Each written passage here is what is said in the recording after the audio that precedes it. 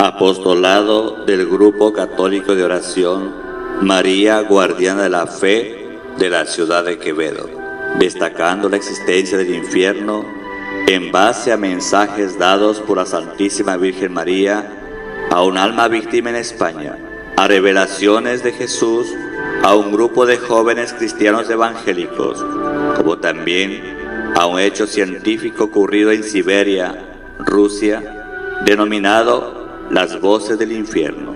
Los mensajes son leídos por miembros del grupo de oración. Salmo 62:12 dice: Y tuya, oh Señor, es la misericordia, porque tú pagas a cada uno conforme a su obra. En aquella mañana, cuando el Señor nos visitó en el cuarto donde nos encontrábamos y me tomó de la mano y comenzamos a descender con mis hermanos, mi vida estaba completamente llena de temor. Sentía algo que no puedo describir. Solamente sabía que no podía soltarme de mi Salvador, que Él era mi vida y mi luz, que mi esperanza estaba únicamente en Él, porque si no era así, yo podía quedarme en aquel lugar. Jamás pensé ir a ese lugar a conocer el infierno, además porque no creía que existiera. En aquel momento, cuando llegamos al infierno, solo sé que este lugar tembló y que todos los demonios salieron a esconderse, porque no había ninguno que pudiera resistir la presencia de Jesús. Escuchamos por un momento que todas las almas aumentaron su clamor, porque todas conocían que en ese día estaba Jesús de Nazaret. Todos sabían que Él era el único que podría tal vez sacarlos de ese lugar. Tenían esa esperanza, aunque realmente no fuera cierta. Y fue así como comenzamos a caminar tomados de la mano de Jesús y llegamos a la sección de los fornicarios. Allí Jesús fijó su mirada en una mujer. Esta mujer estaba completamente sumergida en el fuego, pero cuando Jesús le miró, comenzó a salir del fuego, aunque su sufrimiento no paraba. Nosotros comenzamos a ver a aquella mujer completamente desnuda. Podíamos ver cada una de sus características físicas. Su cuerpo estaba completamente sucio y maloliente. Su cabello estaba alborotado, despeinado, y tenía como una lava amarillenta verdosa encima. Ya no tenía ojos, sin embargo, a través de sus cuencas podía vernos, y ya sus labios se caían a pedazos mientras estaba allí gimiendo y gritando del dolor. Ya no tenía orejas, sino solamente su orificio, y podíamos ver cómo con sus manos ennegrecidas y huesudas trataba de componer la carne que caía de su rostro, tomándola del fuego y poniéndola una vez más en su cara. Pero esto le producía mayor dolor aún. Entonces ella se estremecía aún más y gritaba aún más. Sus lamentos parecía que comenzaran, pero que no tuvieran fin. Podíamos ver su cuerpo lleno de gusanos también, y una serpiente enrollada en su brazo, muy grande, demasiado ancha, que tenía punzones alrededor. Esta mujer tenía taladrado el 666, el número de la bestia del cual nos habla la palabra en Apocalipsis. Tenía una placa en un material muy extraño que no conocíamos, no lo podíamos distinguir. Sin embargo, veíamos que este material no se consumía con el fuego y que esta placa no se caía por ningún motivo, sino que permanecía fija en su pecho. Esta placa estaba escrita en un idioma extraño, pero nosotros podíamos entender en ese momento lo que decía en ella. En esa placa decía: estoy aquí por fornicaria. Cuando Jesús la vio, entonces le dijo: Elena, ¿tú por qué estás en este lugar? Elena, mientras hablaba con Jesús, se retorcía y gritaba a causa del dolor que le producía su castigo. Y le dijo Elena: Señor, estoy aquí por fornicaria.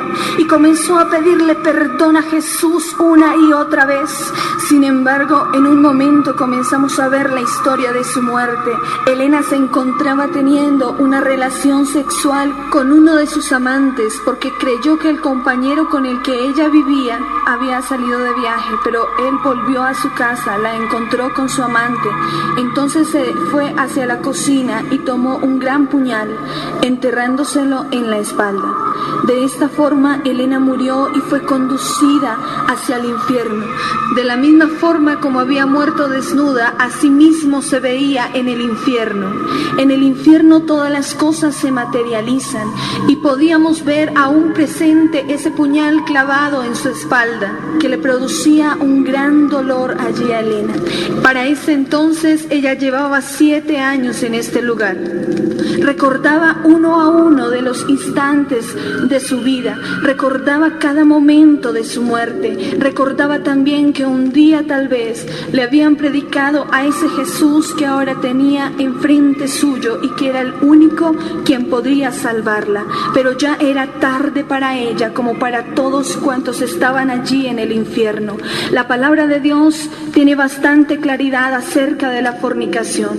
Fornicación es tener relaciones sexuales sin ser casados, pero el cuerpo no es para la fornicación sino para el Señor y el Señor para el cuerpo.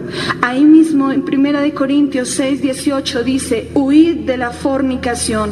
Cualquier otro pecado que el hombre cometa está fuera del cuerpo, mas el que fornica contra su propio cuerpo peca. En ese momento en que Jesús terminó su diálogo con ella, vimos una gran cobija de fuego que la sumergió y no volvimos a verla. Solamente escuchábamos el quemar de su carne y un gran gemido que no podré describir nunca. Sentíamos mucho temor al continuar en aquel lugar y lo único que queríamos hacer era salir pronto de él. Sin embargo, Jesús nos decía una y otra vez que era necesario que viéramos esto para que muchos creyeran. Fue así como continuamos nuestro camino con el Señor, tomados mucho más fuerte de su mano a causa de nuestro temor. Y llegamos a otra sección. Aquella sección realmente impactó mi vida. Allí vimos a un joven. Aquel joven tenía una edad aproximadamente de 23 años. Este joven estaba suspendido hasta la cintura en medio de las llamas. No pudimos ver exactamente cuál era su castigo, pero observábamos en su frente el 666 taladrado y de igual forma una placa en su pecho que decía: estoy aquí por ser normal. Este joven, cuando vio a Jesús, extendía sus manos hacia él clamando misericordia también. La palabra de Dios dice en Proverbios 14:12: hay camino que al hombre le parece derecho, pero que su fin es camino de muerte.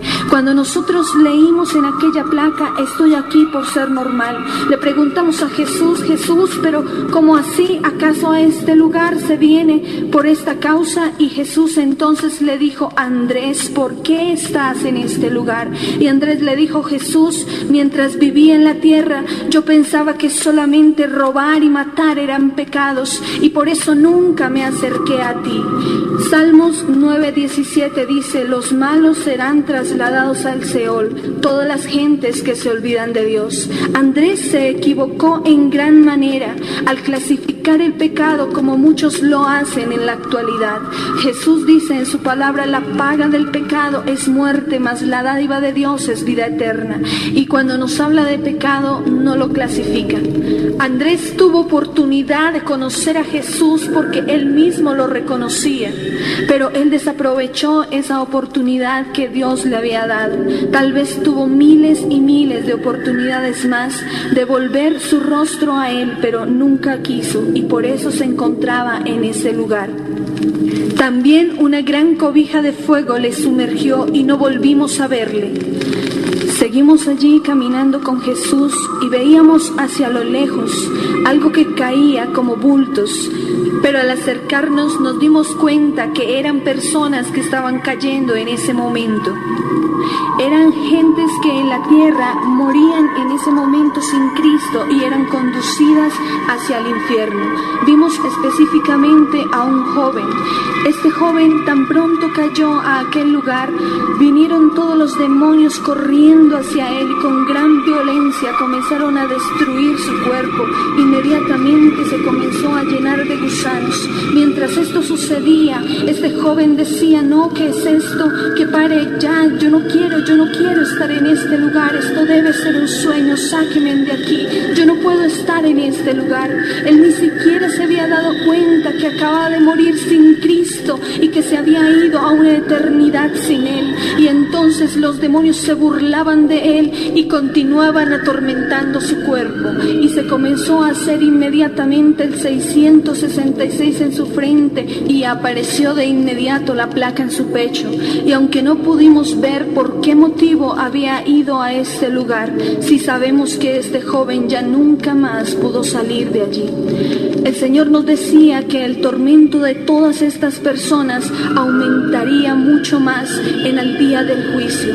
Y si ahora sufren de una forma incalculable, no podré imaginarme cómo será luego del juicio. En aquel lugar no vimos niños, solo miles y miles de jóvenes. Habían hombres y mujeres con rasgos de muchas nacionalidades. Sin embargo, allí ya no existiría diferencia de clase social ni de ningún otro tipo. Lo único que todos querían era salir de ese lugar. Querían que su tormento parara tan solo por un segundo, como el rico de la historia, o tal vez que su lengua, la punta de su lengua, fuera mojada con agua para refrescar su sed intolerable. Pero ya esto no podría ser posible, porque ellos eligieron la eternidad sin Dios. Dios nunca envía a nadie al infierno. Cada uno es atraído conforme a sus obras. Gálatas 6:7 dice: no os engañéis, Dios no puede ser burlado, pues todo lo que el hombre sembrare, eso también segará.